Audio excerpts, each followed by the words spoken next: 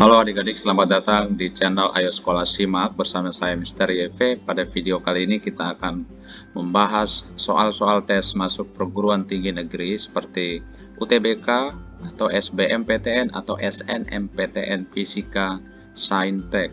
Oke, kita lihat soal yang ke-161. Seseorang naik ke rakit yang terapung di sungai dan menyebabkan rakit turun ke dalam air sejauh 1,2 cm. Massa jenis air sungai 1 gram per cm kubik. G 10 meter per second kuadrat. Jika massa orang itu 60 kg, luas permukaan rakit adalah seperti yang ditunjukkan pada gambar. Akibat seseorang yang massanya 60 kg naik di atas rakit, maka ada muncul gaya Archimedes. Maka kita bisa tuliskan gaya Archimedes sama dengan massa orang tersebut dikali gravitasi atau berat orang.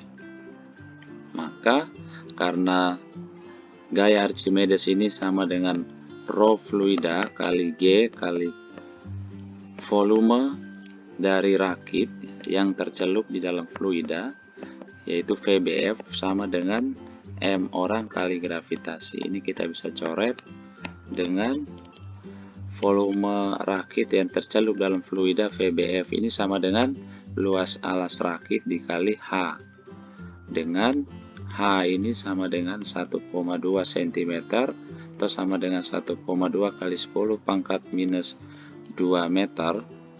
Kemudian rho fluida itu 1 gram per cm kubik itu sama dengan 1000 kg per meter kubik. Maka kita bisa tuliskan ini rho fluida kali A kali H sama dengan massa orang. Maka A nya sama dengan massa orang dibagi dengan rho fluida kali H, yaitu sama dengan 60 dibagi 1000 kali 1,2 kali 10 pangkat minus 2, maka sama dengan 60 per 12, jadinya 5 meter persegi. Oke, jawabannya B. Oke, kita lihat soal yang ke-162. Ketika perahunya diam di permukaan air, seorang nelayan mengamati bahwa tiap 5 detik perahunya berada di puncak gelombang air. Ketika nelayan menggerakkan perahunya melawan arah ombak dengan laju 6 meter per second, nelayan itu mengamati tiap 2 detik perahunya berada di puncak gelombang. Panjang gelombang air laut saat itu adalah untuk kasus pertama saat perahu diam. Kasus 1 saat perahu diam. Misalnya ini gelombang dengan cepat rambatnya VG dan perahunya diam, V nya sama dengan 0, maka periode perahu tersebut adalah 5 detik, 5 second. Misalnya ini T1. Kemudian untuk kasus yang kedua, ketika gelombang datang merambat dengan cepat rambat VG, perahu diarahkan berlawanan dengan arah gelombang dengan kecepatan V yaitu 6 meter per second, maka semakin lama gelombang dan perahu akan semakin cepat bertemu, ya. Maka VG plus V kecepatannya, totalnya VG plus V saat periode perahunya yaitu T2 sama dengan 2 detik. Karena kita tahu bahwa cepat rambat sama dengan lambda per periode, cepat rambat ini adalah lambda per periode, maka V berbanding terbalik dengan periode, ya. Maka dari kedua kasus kita bisa tuliskan VG per VG plus V sama dengan T2 per T1, yaitu VG per VG plus 6 sama dengan T2 nya 2 plus T1 nya 5 ya, T1 nya 5. Maka kalau kita sekali silang, ini menjadi 2 VG plus 12 sama dengan 5 VG. Maka 3 VG nya sama dengan 12. Berarti cepat rambat gelombangnya sama dengan 4 meter per second. Maka dari kasus 1 kita bisa dapatkan panjang gelombangnya VG kan sama dengan lambda per T. Maka lambdanya sama dengan VG kali T untuk kasus 1. Ini jadi 4 kali 5, maka sama dengan 20 meter. Jadi panjang gelombangnya adalah 20 meter. Bisa juga kita buktikan dengan memakai kasus yang kedua, dapatnya 20 meter juga ya. Jadi jawabannya C. Oke, kita lihat soal yang ke-163. Seorang siswa mengisi 3 wadah dengan 1 cair sejenis dan suhunya sama. Pada wadah A, siswa itu menempatkan termometer skala Celcius, pada wadah B, termometer skala Fahrenheit, dan pada wadah C, termometer skala Reaumur.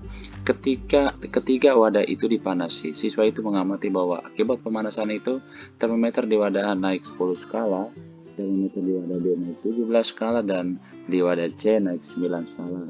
Jika suhu tiap wadah setelah dipanasi masing-masing TA, TB, dan TC, maka kita selesaikan soal ini dengan menggunakan perbandingan 3 skala termometer, yaitu Celcius, Fahrenheit, dan Reaumur seperti yang ditunjukkan pada gambar, dengan hubungan C per 5 sama dengan R per 4 sama dengan F min 32 per 9. Jadi Celcius mengukur saat pada wadah A, Fahrenheit-nya pada wadah B, dan Reaumurnya pada wadah C.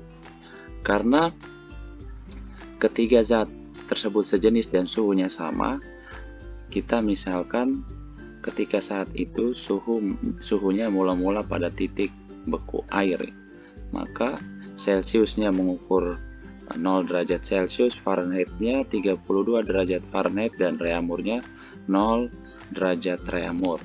Sehingga ketika setelah dipanasi, termometer di wadah A naik 10 skala, maka TA-nya sama dengan 0 tambah 10 berarti 10 derajat Celcius. Kemudian pada wadah B yang diukur dengan termometer Fahrenheit, berarti karena naik 17 skala, maka ini 17 plus 32, maka ini jadi 49 derajat Fahrenheit.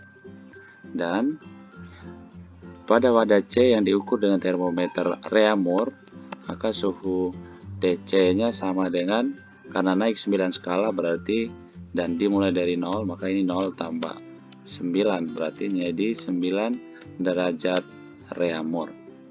Dari ketiga ukuran ini, yaitu 10 derajat Celcius, 49 derajat Fahrenheit, dan 9 derajat Reaumur, kita konversikan untuk menyamakan skala termometernya ya.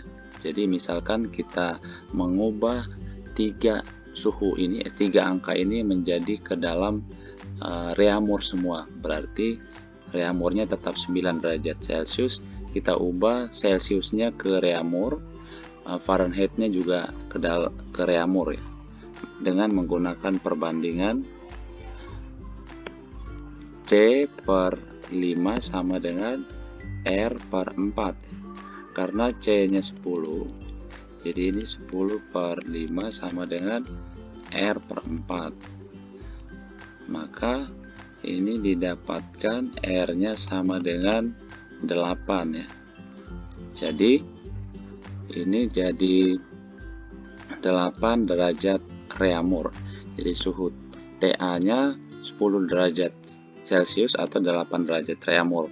Kemudian TB-nya kita pakai perbandingan R per 4 sama dengan F min 32 per 9.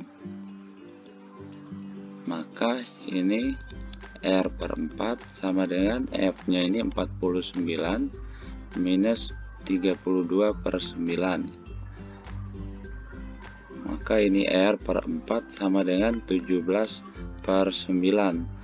R-nya sama dengan 7,56. Maka 49 derajat Fahrenheit ini sama dengan 7,56 derajat Reaumur. Maka dari hasil ini yang didapat ini, maka hubungan antara ketiga suhu yang setelah dipanaskan ini adalah TC lebih besar dari TB lebih besar dari TA, karena TC-nya 9, TB-nya 7,56 dan TA-nya ini TA ya, lebih besar dari TA dan lebih besar dari TB, karena TC-nya 9, TB-nya 7,56 dan TA-nya 8 derajat Reaumur. Jadi jawabannya D. Oke, kita lihat soal yang ke-164. Sebuah bak penampungan air jika dari keadaan kosong diisi melalui keran A akan penuh setelah 6 menit, tetapi jika bak itu diisi dari keadaan kosong oleh keran B, maka akan penuh setelah 9 menit. Jika bak itu dari keadaan kosong diisi melalui keran A dan keran B sekaligus, berapa lama waktu yang diperlukan agar bak penuh? Kita selesaikan soal ini dengan menggunakan konsep Q sama dengan V per T. Dengan Q ini merupakan debit air yang keluar dari keran, V volume bak, dan T adalah waktu yang diperlukan untuk mengisi penuh bak. Untuk kasus yang pertama, untuk keran A yaitu TA-nya sama dengan 6 menit, maka kita bisa tuliskan QA-nya sama dengan VA dibagi dengan TA, atau QA-nya sama dengan VA dibagi dengan 6 menit. Ini persamaan 1 misalnya. Kemudian untuk kasus yang kedua, untuk keran B, TB-nya 9 menit. Maka kita tuliskan QB-nya sama dengan VB per TB, yaitu sama dengan VB per 9. Ini persamaan 2. Karena baknya sama dan kosong, maka VA sama dengan VB sama dengan V. Maka kita bisa tuliskan kembali satunya ini menjadi QA sama dengan V per 6 dan QB-nya menjadi V per 9. Maka berapa lama waktu yang diperlukan agar bak penuh? Berarti ini TAB ya, untuk bak yang diisi melalui keran A dan keran B sekaligus. Berarti QA plus QB ini sama dengan V bagi TAB. Sedangkan QA dan QB-nya itu adalah V per 6 dan V per 9. Maka itu jadi V per 6 plus V per 9 sama dengan V per TAB. Ini kita coret V-nya, kita samakan penyebut jadi 9 plus 6 per 9 kali 6 sama dengan 1 per TAB. Maka ini TAB-nya sama dengan 9 kali 6, 54 per 15, atau sama dengan 18 per 5 menit. Jadi jawabannya D. Oke, kita lihat soal yang ke-165. 65. Pada perjalanan dari rumah ke kantor, Budi mengendarai mobilnya dengan kecepatan 40 km per jam pada setengah jarak dari rumah ke kantor dan pada kecepatan 60 km per jam setengah jarak yang tersisa sampai tiba di kantor. Budi berangkat dari rumah pada pukul 7 dan tiba di kantor pada pukul 8.15. Jarak dari rumah Budi ke kantornya adalah, misalkan titik A merupakan rumah Budi dan titik B kantornya. Kemudian Budi berangkat dari rumah dengan kecepatan 40 km per jam sampai di titik C. Titik C ini setengah perjalanan Budi. Jarak dari A ke C ini S misalnya. Kemudian setengah perjalanan yang tersisa yaitu dari C ke B, Budi bergerak dengan kecepatan 60 km per jam. Dari A ke C, Budi bergerak dengan dalam waktu TAC, dan dari C ke B membutuhkan waktu TCB dengan jarak S ya, karena AC sama dengan CB. Untuk perjalanan dari A ke C, kita bisa tuliskan waktunya TAC-nya sama dengan S per VAC, yaitu sama dengan S per 40 km per jam. Kemudian dari C ke B,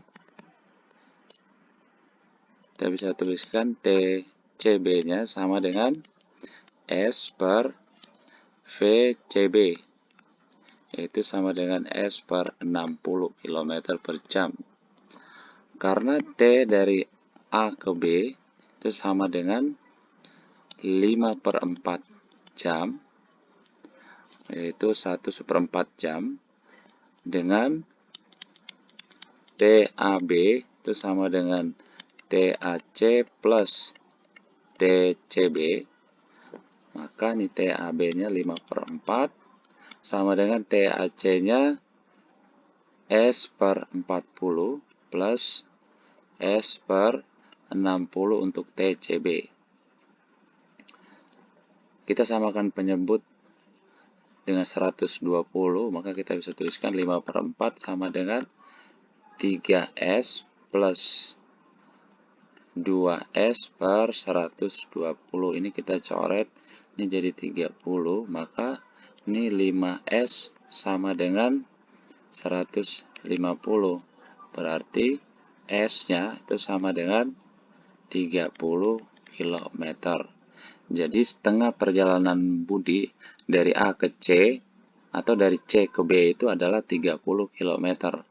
Maka jarak dari rumah Budi ke kantornya adalah AB sama dengan 2S ya, yaitu sama dengan 60 km. Jadi jawabannya A. Oke, kita lihat soal yang ke-166. Pada T sama dengan 0 second, sebuah bola dilepaskan dari ketinggian 500 meter di atas permukaan jalan beton. Percepatan gravitasi 10 meter per second kuadrat dan gesekan udara diabaikan. Pada saat tumbukan, koefisien restitusi tumbukannya adalah 0,5 dan selang waktu kontak bola dalam permukaan jalan diabaikan. Dengan demikian, tumbukan yang ketiga antara bola dan permukaan jalan terjadi pada titik-titik-titik. Sketsa gerakan bola seperti yang ditunjukkan pada gambar. Bola bergerak atau dilepaskan dari ketinggian H0 dengan H0 ini 500 meter dan bola menumbuk beton dengan koefisien restitusi 0,5. Ketika tumbukan pertama, bola membutuhkan waktu T0 dan tumbukan kedua membutuhkan waktu T0 tambah T1 dan tumbukan ketiga membutuhkan waktu T0 tambah T1 tambah T2. Dengan tumbukan totalnya dari tumbukan pertama sampai tumbukan ketiga itu membutuhkan waktu, misalnya ini T total sama dengan T0 plus T1 plus T2. Dengan T0-nya sama dengan akar dari 2H0 per G, yaitu sama dengan akar dari 2 kali 500 per 10. Ini sama dengan 10 detik. Dan T1-nya sama dengan 2 kali akar 2H1 per G. 2 kali karena ketika dia naik dan turun menumbuk beton. Dengan H1-nya kita peroleh dari hubungan E sama dengan akar dari H1 per H0. Ini E-nya setengah sama dengan akar dari H1 per 500. Tahu? Seperempat sama dengan H1 per 500, maka H1-nya sama dengan 125 meter. Maka T1-nya sama dengan 2 akar 2 kali 125 dibagi 10 sama dengan 10 detik. Kemudian untuk T2 ya, T2 ini sama dengan 2 kali akar 2H2 per G. Dengan H2-nya kita cari dengan menggunakan E sama dengan akar H2 per H1. Sama dengan setengah sama dengan akar H2 per H1-nya 125. Berarti ini seperempat sama dengan H2 per 125. Berarti H2-nya sama dengan 31,25 meter. Maka T2 ini sama dengan 2 kali akar dari 2 kali 31,25 dibagi dengan 10. Ini kita dapatkan sebesar 5 detik. Maka tumbukan yang ketiga kalinya antara bola dengan permukaan jalan terjadi pada waktu T ya, atau T total itu sama dengan 10 tambah 10 tambah 5 ya, sama dengan 25 detik. Jawabannya B. Oke, kita lihat soal yang ke-167. Ketika seorang pengamat menempatkan sebuah partikel yang memiliki massa dan bermuatan listrik ke dalam sebuah ruang, beberapa saat kemudian ternyata yang teramati adalah partikel tersebut tetap diam tidak bergerak. Kemungkinan di dalam ruang tersebut terdapat jika di dalam ruangan tersebut hanya terdapat medan magnet, maka partikel tersebut akan mengalami gaya Lorentz sebesar Q V kali B, dengan Q adalah muatan partikel, V adalah kecepatannya, dan B merupakan medan magnet. Bila dalam ruangan tersebut terdapat medan listrik E dan medan magnet B, maka gaya Lorentz-nya sebesar Q kali E plus Q VB. Maka jelas bahwa ketika di dalam ruangan bermedan listrik dan medan magnet dan bergerak dengan V sejajar dengan B, jika V sejajar dengan B, maka Q VB-nya ini kan sama dengan 0. Sehingga F-nya menjadi Q kali E plus 0, sama dengan Q kali E. Artinya, di dalam medan listrik dan medan magnet, walaupun V sejajar dengan B, masih terdapat gaya yang bekerja pada partikel yang besarnya adalah Q kali E. Maka partikel tersebut masih tetap bergerak.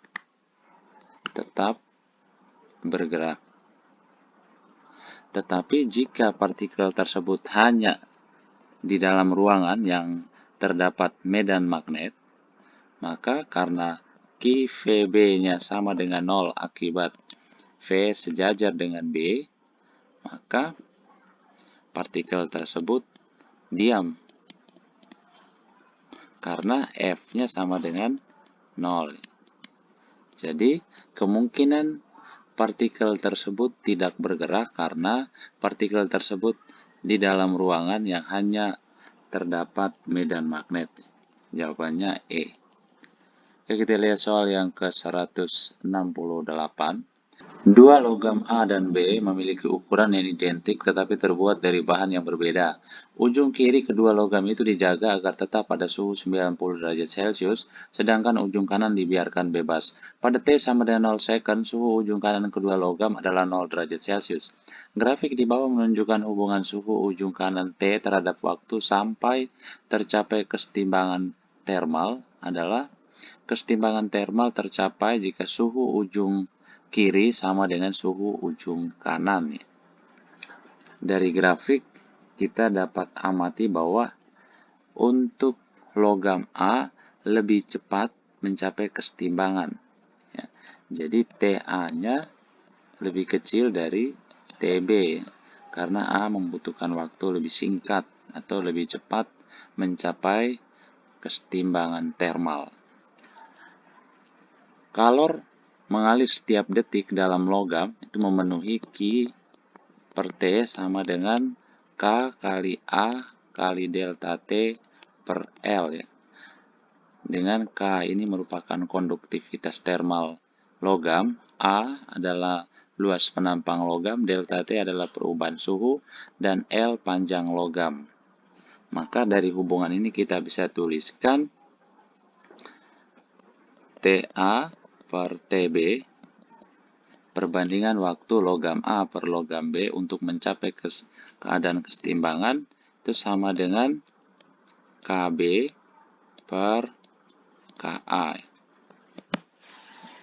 Karena TA lebih kecil dari TB, maka jelas bahwa KA lebih besar dari KB.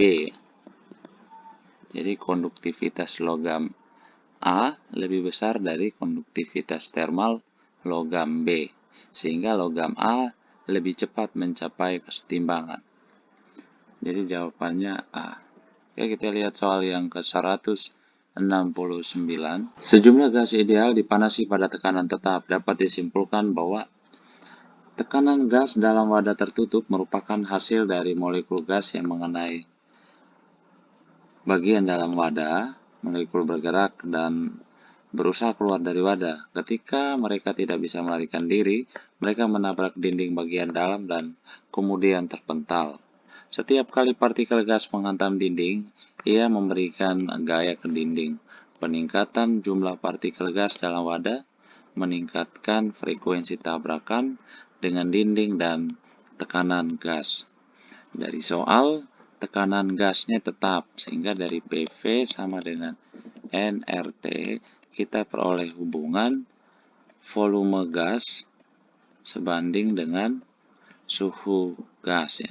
Karena dari soal suhunya meningkat, maka volumenya juga meningkat ya. Karena volume gas meningkat, maka frekuensi tumbukannya berkurang. Karena suhunya meningkat, maka energi kinetik rata-rata gas meningkat.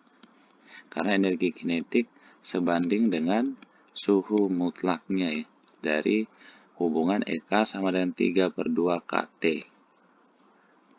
Sehingga karena energi kinetik meningkat, berarti kecepatan gas meningkat. Karena impuls itu merupakan perubahan momentum dalam gas idealnya ini sama dengan 2 mvx ya.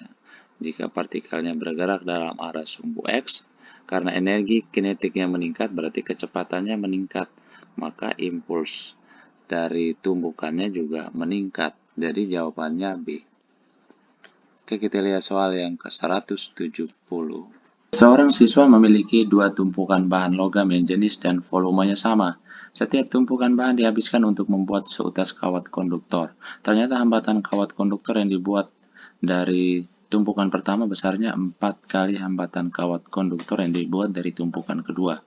Rasio panjang kawat konduktor yang dibuat dari tumpukan pertama terhadap panjang kawat yang dibuat dari tumpukan kedua adalah, soal ini kita selesaikan dengan menggunakan rumus R, yaitu hambatan kawat sama dengan hambat jenis kawat ρ dikali panjang kawat dibagi dengan luas penampang kawat ya. Jadi R sama dengan ρ kali L per A. Jika di bagian ruas kanan dari rumus ini kita kalikan dengan L bagi L, panjang kawat bagi L, maka rumus R-nya menjadi R sama dengan ρ kali L kuadrat per A kali L. Dengan A kali L ini kan sama dengan volume. A, luas penampang dikali panjang kawat adalah volume. Maka R-nya sama dengan ρ kali L kuadrat per volume.